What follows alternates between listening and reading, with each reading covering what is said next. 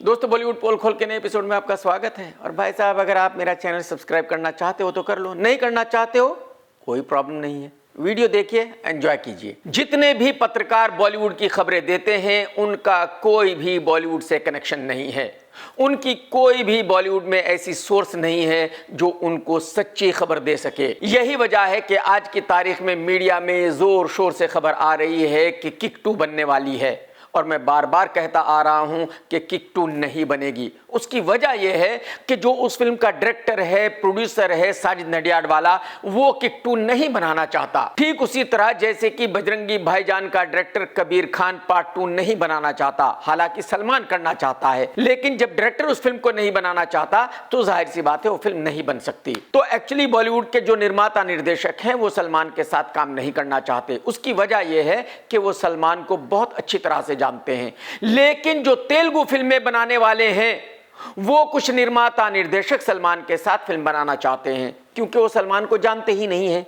उनको नहीं पता कि सलमान को अगर सुबह 6 बजे शूटिंग पर बुलाया जाएगा तो वो रात को 10 बजे आएगा। उनको नहीं पता कि अगर दोपहर का सीन शूट करना होगा तो वो रात को 12 बजे ही शूट करना पड़ेगा। यही वजह है कि सलमान खान तेलुगु फिल्मों के बनाने वाले निर्माताओं की 2 फिल्में कर रहे हैं। एक फिल्म को प्रोड्यूस कर रहा है दिल राजू, जो तेलुगु फिल्मों का बहुत बड़ा निर्माता है, और दूसरी फिल्म को प्रोड्यूस करेंगे मैत्री मूवी मेकर्स, जो पुष्पा के प्रोड्यूसर्स हैं। उनको भी ऐसा लग रहा है कि अगर वो सलमान खान के साथ फिल्म बनाएंगे तो उनकी बॉलीवुड में एक बहुत बड़े तरीके से एंट्री हो जाएगी। लेकिन मैं पूरे यकीन के साथ कह सकता हूं, पूरे कॉन्फिडेंस के साथ कह सकता हूं कि ये 2 फिल्में बनने के बाद कोई भी तेलुगु निर्माता सलमान के साथ काम नहीं करेगा, क्योंकि इन 2 फिल्मों की मेकिंग के दौरान ही तेलुगु इंडस्ट्री को यह पता चल जाएगा कि सलमान खान किस तरह से काम करता है, कितने बजे शूटिंग पर आता है, कितने बजे जाता है और रोजाना कितने घंटे काम करता है, और सलमान खान खुद किसी भी फिल्म की कितनी शूटिंग करता है और जो उसके डुप्लीकेट्स हैं वो कितनी शूटिंग किया करते हैं। एक्चुअली हकीकत यह है कि सलमान की किसी भी फिल्म की 90% शूटिंग करते हैं उसके डुप्लीकेट्स, सिर्फ 10% शूटिंग करता है सलमान खुद। यानी कि तकरीबन क्लोजअप्स ही देता है, बाकी सारी शूटिंग डुप्लीकेट्स ही किया करते हैं। और मैं आपको बताना चाहूंगा कि जो तेलुगु एक्टर्स हैं वो 99% शूटिंग खुद किया करते हैं। यही वजह है कि जब तेलुगु फिल्मों के बनाने वाले सलमान के साथ काम करेंगे तो उनके होश फाख्ता हो जाएंगे, उनकी समझ में नहीं आएगा कि उन्होंने कौन सी गलती कर दी। ये तो मैं आप लोगों को कई बार बता चुका हूं, कई एक वीडियोस दिखा चुका हूं कि तब्बू और अजय देवगन का प्यार बहुत पुराना है और वो आज भी चल रहा है। और अगर आपको याद हो तो कुछ दिनों पहले काजोल ने कहा था कि किसी भी शादी की एक्सपायरी डेट होनी चाहिए, रिन्यूअल कॉन्ट्रैक्ट होना चाहिए, और फिर अजय देवगन ने रिएक्ट किया था और अजय देवगन ने कहा था कि आज की तारीख में प्यार की कोई वैल्यू ही नहीं रही। यानी कि अजय ने ऐसा दिखाने की कोशिश की थी कि वो काजोल को बहुत प्यार करता है, लेकिन काजोल उसके प्यार की कोई अहमियत नहीं समझती। लेकिन आज फिर मैं आपको एक वीडियो दिखा रहा हूं, थोड़ा पुराना है लेकिन देखकर सारी बात समझ में आ जाएगी। आप शूटिंग करने जाती है कि इनको सूंघने जाती है? दोनों। सर बचपन से आदत पड़ गई है सर। बचपन में लगाते थे परफ्यूम? नहाते। तो देख लिया आपने, समझ लिया आपने। तब्बू बता रही है कि वो अजय देवगन को बचपन से प्यार करती है। वो अजय देवगन को तब से जानती है जब वो कभी स्कूल कॉलेज में हुआ करता था, और उस वक्त भी वो अजय को उतना ही प्यार किया करती थी और आज भी उतना ही प्यार करती है। अब आप मुझे बताइए, ये ऐसे ऐसे वीडियोस देखकर काजोल ये ना कहे कि शादी की एक्सपायरी डेट होनी चाहिए तो क्या कहे वो बेचारी? अजय देवगन की हरकतें ही ऐसी हैं।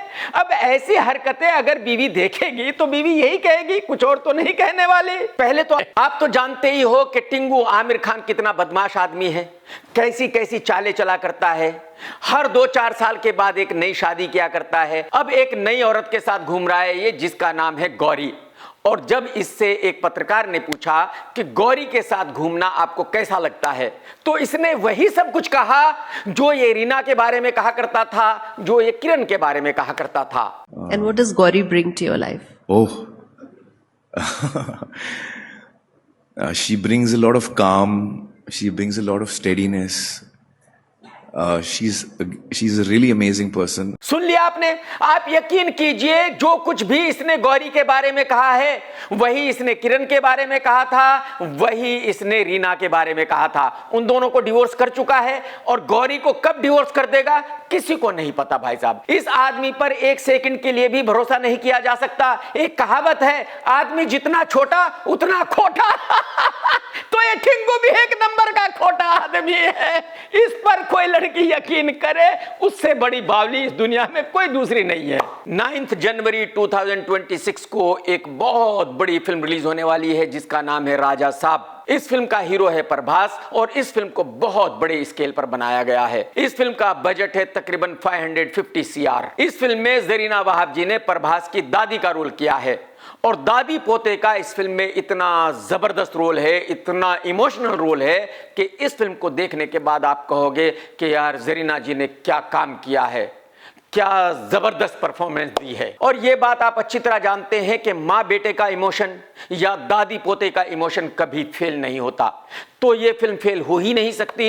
इस फिल्म का चलना 100% पक्का है। ये तो आप सभी जानते हैं कि फिल्म धुरंधर बहुत बड़ी हिट हो चुकी है, लेकिन ये पहली दफा हुआ है कि किसी फिल्म ने तीसरे फ्राइडे को भी 20 करोड़ से ज्यादा का बिजनेस किया हो और तीसरे सैटरडे को इस फिल्म ने बिजनेस किया 30 CR का, यानी कि ये फिल्म एक जबरदस्त बिजनेस कर रही है। ये फिल्म शायद बॉलीवुड के इतिहास की सबसे बड़ी ब्लॉकबस्टर फिल्म होने जा रही है। उसकी वजह यह है कि अगले हफ्ते से छुट्टियां चालू हो जाएंगी और फिर तकरीबन 2 जनवरी तक छुट्टियां ही रहेंगी। और मेरे ख्याल में आज की तारीख में ऐसा कोई भी आदमी नहीं है जो फिल्में देखता हो और जिसको धुरंधर ना देखनी हो। तो भले ही कोई इस फिल्म के खिलाफ हो या इस फिल्म के फेवर में हो, फिल्म तो जबरदस्त बिजनेस कर रही है, करती रहेगी और यह फिल्म ब्लॉकबस्टर हो चुकी है। 25 दिसंबर को कार्तिक की फिल्म तू मेरी मैं तेरा रिलीज होने वाली है। इस फिल्म की एडवांस बुकिंग चालू हो गई है और बहुत बढ़िया एडवांस बुकिंग हो रही है। आज की एडवांस बुकिंग देखकर यह कहा जा सकता है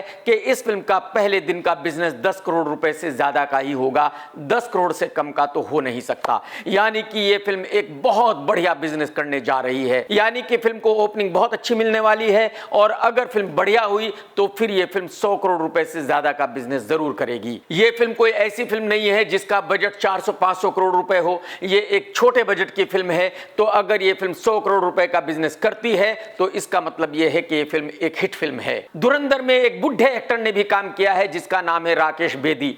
यह बुढ़ापे में सठिया गया है। यह लुक्खा जैसे ही जवान लड़कियां देखता है पागल हो जाता है, इसका दिमाग काम करना बंद कर देता है। आप जरा ये वीडियो देखिए और आपको पता चलेगा कि यह सठिया गया बुढ़ा कैसी हरकतें करता है जब ये जवान लड़कियों को देखता है।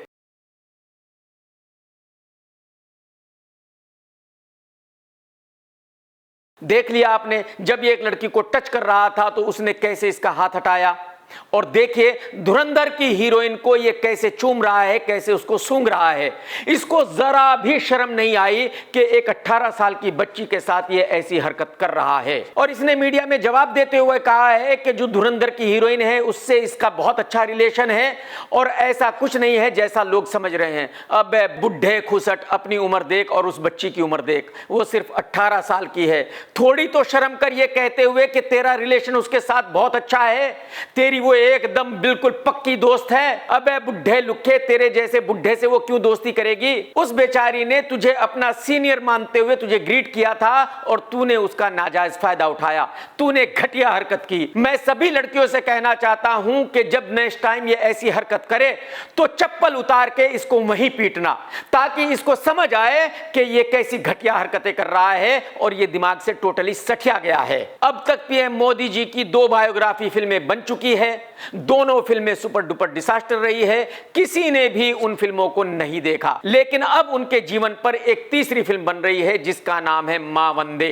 मोदी जी पर जो पहले 2 बायोग्राफी बनी है, मेरे ख्याल में उन दोनों ही फिल्मों में सब कुछ दिखा दिया गया है। अब ऐसा क्या नया होगा जो इस फिल्म में दिखाया जाएगा, ये देखने वाली बात होगी। और देखने वाली बात यह भी होगी कि जबकि वो पहली दोनों फिल्में नहीं चली तो क्या ये तीसरी बायोग्राफी हिट हो जाएगी, क्या पब्लिक इस फिल्म को देखने जाएगी। जाएगी। हालांकि जो अब तक ऐसी फिल्में बनी हैं उनको देखकर यह कहा जा सकता है कि पब्लिक ऐसी फिल्में देखने में बिल्कुल भी इंटरेस्टेड नहीं है। वीर सावरकर के जीवन पर एक फिल्म बनाई गई थी, वो भी नहीं चली थी। बाला साहब ठाकरे जी की बायोग्राफी बनाई गई थी जिसमें नवाजुद्दीन सिद्दीकी ने काम किया था, वो भी नहीं चली थी। अटल बिहारी वाजपेयी की बायोग्राफी बनी थी, वो भी नहीं चली थी। सचिन की बायोग्राफी बनी थी, वो भी नहीं चली थी। कहने का मतलब यह है कि इस तरह की फिल्में चलती नहीं हैं। कुछ महीनों पहले हर्षवर्धन राणे की एक फिल्म रिलीज हुई थी, एक दीवाने की दीवानियत। अब जनता जल्दी ही इस फिल्म को OTT पर देख पाएगी। यह फिल्म 26 दिसंबर को जी पर रिलीज हो रही है। इस फिल्म ने थिएटर्स में 100 CR प्लस का बिजनेस किया था, यानी कि यह फिल्म हिट फिल्म है।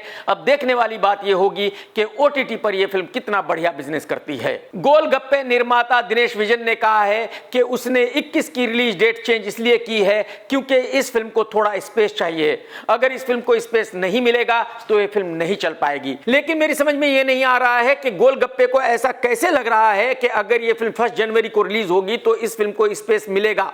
25 दिसंबर को रिलीज हो रही है कार्तिक की तू मेरी मैं तेरा, और 9 जनवरी को बहुत बड़ी फिल्म प्रभास की रिलीज हो रही है जिसका नाम है राजा साहब। कार्तिक की फिल्म सेकंड वीक में भी बहुत बढ़िया बिजनेस करने वाली है।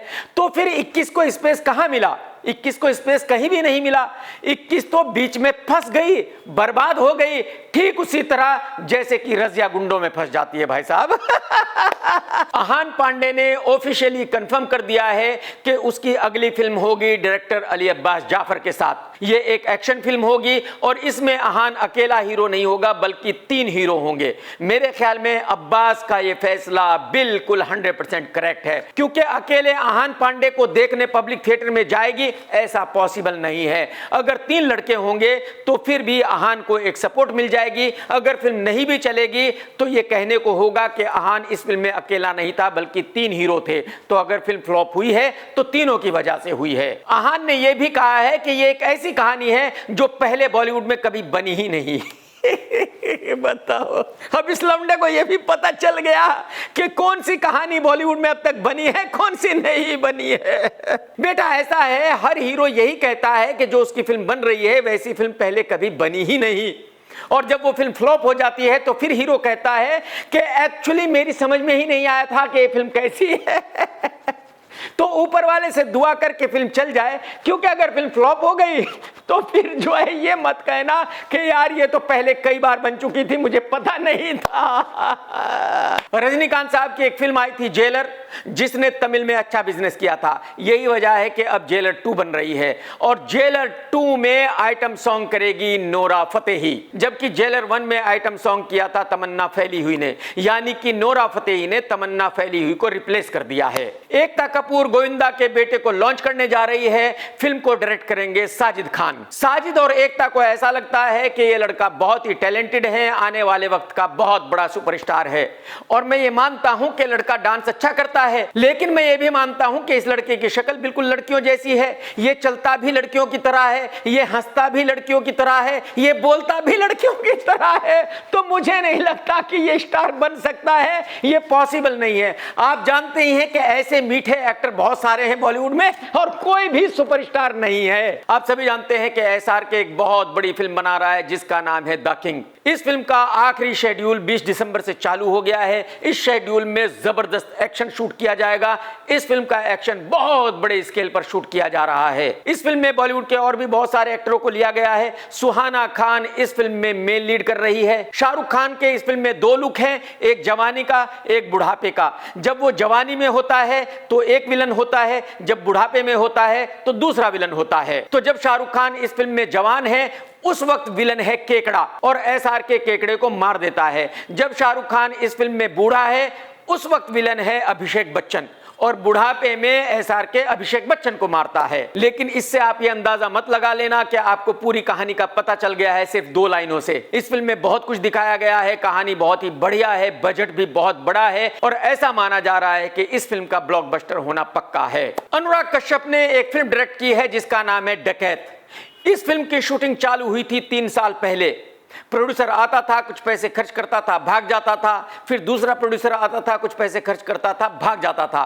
फाइनली ये फिल्म कंप्लीट हो गई और इस फिल्म का टीजर रिलीज कर दिया गया है। मैंने वो टीजर देखा नहीं और मुझे देखना भी नहीं, क्योंकि अनुराग कश्यप जैसे घटिया डायरेक्टर की फिल्में ना ही मैं देखता हूं, ना ही मैं रिव्यू करता हूं। इस फिल्म की हीरोइन है मृणाल ठाकुर, और जो हीरो है वो बॉलीवुड से नहीं है बल्कि तेलुगु फिल्मों का हीरो है, क्योंकि बॉलीवुड का कोई भी हीरो अनुराग कश्यप जैसे आदमी के साथ काम नहीं किया करता। ना ही मुझे इस फिल्म के टीजर को देखने की जरूरत है, ना ही ट्रेलर को देखने की जरूरत है, ना ही मुझे इस फिल्म को देखने की जरूरत है। मैं आज ही गारंटी के साथ बता सकता हूं कि इस फिल्म का डिसास्टर होना तय है, ठीक उसी तरह जैसे कि अनुराग कश्यप की सभी फिल्में डिसास्टर हुआ करती हैं। ये एक ऐसा डायरेक्टर है जो डिसास्टर फिल्म की गारंटी देता है बनाने से पहले। 27 दिसंबर को सलमान खान का जन्मदिन है और बताया जा रहा है कि सलमान की आने वाली film the battle of Galwan का टीजर रिलीज किया जाएगा। यह मैं आप लोगों को कई बार बता ही चुका हूं कि इस फिल्म का डिसास्टर होना तय है, गारंटी है, इस फिल्म को कोई बचा नहीं सकता। लेकिन इस फिल्म की शूटिंग के बारे में बात करते हुए सलमान ने कहा है कि यह फिल्म बहुत ही डिफिकल्ट फिल्म है। सलमान ने पहाड़ियों के ऊपर जाकर एक्शन किया है, इसकी शूटिंग की है। It's all physical and shooting in Ladakh, high altitude. So ऐसे नहीं कि एक्शन करते करते बेहोश हो गए। So भाई साहब इतना झूठ क्यों बोलते हो आप? अरे भाई, आपकी किसी भी फिल्म की 90% शूटिंग आपके डुप्लीकेट्स किया करते हैं। एक्शन आप करते नहीं हो, सिर्फ क्लोजअप देते हो। आपसे तो सही से चला भी नहीं जाता, भागना तो बहुत दूर की बात है, एक्शन करना तो बहुत दूर की बात है। तो अगर आप ऑन कैमरा कह रहे हो कि आपने एक्शन किया है, आप भागे हो, दौड़े हो, कूदे हो, तो जो पब्लिक देख रही है वो हंस रही है। उनको पता है ये आपका काम नहीं है।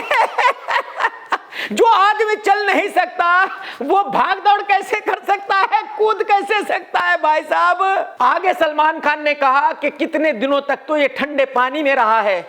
it's a very difficult film to do because in that 20 days in Ladakh, but 7-8 days will be in that water.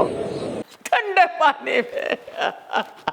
अरे भाई साहब, आप गर्म पानी में नहीं बैठते हो। जो ठंडे पानी में बैठे थे वो आपके डुप्लीकेट्स थे। आपको शायद याद नहीं रहा क्योंकि आप बूढ़े हो चुके हो, बुढ़ापे में याददाश्त खराब हो जाती है, तो शायद आपको ये याद ही नहीं रहा कि पानी में आप नहीं बैठे हुए थे, आपके डुप्लीकेट्स बैठे हुए थे। बात को समझो भाई। देखो सलमान भाई, आप कुछ भी कहो कि आपने कितनी मेहनत की है इस फिल्म की शूटिंग में, कितना मुश्किल था इस फिल्म की शूटिंग करना, लेकिन होना कुछ नहीं है। पब्लिक को आपकी फिल्में देखनी ही नहीं है। पब्लिक को अच्छी तरह पता है कि आप पूरी फिल्म को एक ही एक्सप्रेशन के साथ करते हो। एक्टिंग आपको आती नहीं, बोलना आपको आता नहीं, डांस आपको आता नहीं, चलना आपको आता नहीं, मतलब आप जबरदस्ती के हीरो हो। तो आप कुछ भी कहो, फिल्म तो फ्लॉप होनी पक्का है, गारंटी है भाई साहब। विवेक ओबेरॉय एक ऐसा पनौती एक्टर है कि जिस फिल्म में वो आ जाता है उस फिल्म का सुपर डुपर डिसास्टर होना तय हो जाता है, गारंटी हो जाता है। संदीप वांगा रेड्डी अपनी अगली फिल्म बना रहा है स्प्रिट प्रभास के साथ और उसमें विलन है विवेक ओबेरॉय। तो मुझे ऐसा लगता है कि इस बार संदीप अपनी फिल्म को बचा नहीं पाएगा क्योंकि उसमें विवेक ओबेरॉय आ गया है। भाई साहब, इतना बड़ा पनौती आदमी आ गया है कि अच्छे से अच्छा आदमी भी उस फिल्म को नहीं बचा सकता। हालांकि संदीप की पिछली 2 फिल्में हिट रही है, एनिमल और कबीर सिंह, लेकिन ये तीसरी फिल्म का फ्लॉप होना तय है क्योंकि इसमें विवेक ओबेरॉय भाई है। विवेक ओबेरॉय भाई, विवेक भाई, सही किया आपने इस फिल्म में आकर। संदीप की वाट लगना पक्का हो गया भाई साहब। एक कोई लुक्खा शान प्राशर है जिसने मेरे ऊपर वीडियो बनाया है और बताया जा रहा है कि उसमें बहुत बुरी बुरी बातें कही हैं मेरे बारे में। बहुत लोगों ने मुझे उस वीडियो का लिंक भेजा लेकिन मैंने देखा नहीं। अगर केआरके ऐसे चूतिए लुक्खों की वीडियो देखेगा तो फिर तो बात ही खत्म, बाकी क्या रह गया। बहुत सारे लोग मुझे ये भी कह रहे हैं कि भाई साहब आपने इसको रिप्लाई करना चाहिए। इसको रिप्लाई करने का मतलब है कि मुझे वो वीडियो देखना पड़ेगा, जानना पड़ेगा कि इसने मेरे बारे में क्या कहा है। इसको रिप्लाई करने का मतलब है कि इसके मुझे कुछ और वीडियोस देखने पड़ेंगे और इस के वीडियोस में देखूं, इस के वीडियोस के आर के देखे, ये तो पॉसिबल नहीं है क्योंकि इसके जैसे के बच्चे ना जाने कितने आए, के आर के की में उलझे और चले गए, गायब हो गए। तो जाहिर सी बात है इसका भी वही होना है। किसी ने मुझे बताया कि इसने वीडियो में कहा है कि इसको जबरदस्त इंग्लिश आती है, मुझे इंग्लिश नहीं आती, यानी कि ये लुक्खा अपने आप को अंग्रेजों की नाजायज औलाद मानता है। इसको ऐसा लगता है कि इसके जो माँ बाप हैं वो अंग्रेज थे। अबे लुखे तेरे माँ बाप ने नोएडा के खेतों में धूल फांकी है तो औकात मत भूल। तू अंग्रेज नहीं है और अपनी शक्ल देख, सुअर जैसी तेरी शक्ल है। जरा किसी दिन आईने के सामने खड़ा होकर अपनी शक्ल देख ले एक दफा, तुझे पता चल जाएगा कि तेरी शक्ल क्या है। तू लोगों की शक्ल के बारे में बात करता है लुखे। मैंने किसी को इस के घर पर भेजा था नोएडा में, वहां पता चला कि नोएडा में नहीं रहता, ये कनाडा के किसी झुग्गी में छुपा हुआ है। कनाडा में बैठकर ये वीडियोस बनाता है। बेटा याद रख, तू तब तक ही सेफ है जब तक कनाडा की किसी झुग्गी में छुपा हुआ है। जिस दिन वहां से तू निकला, कहीं मुझे मिला, जिस दिन मिलेगा उस दिन कान पकड़ के उठक बैठक करेगा, माफी मांगेगा। ये तेरी औकात है, याद रखना। मैं केआर के हूं और तू केआर के बराबर नहीं है, समझा लुखे सुअर। हमेशा ये बात याद रखना कि बाप बाप होता है, बेटा बेटा होता है। तो बेटा जिस दिन मिला उस दिन सिर्फ रोएगा, रोने के अलावा कुछ नहीं करेगा, समझा ना। दोस्तों अगर आज का वीडियो आपने देखा है तो लाइक करना बिल्कुल मत भूलना, कमेंट्स करके जरूर बताना कि आज का वीडियो आपको कैसा लगा। टेक केयर दोस्तों, tata bye bye, love you, जय हिंद, सत्यमेव जयते।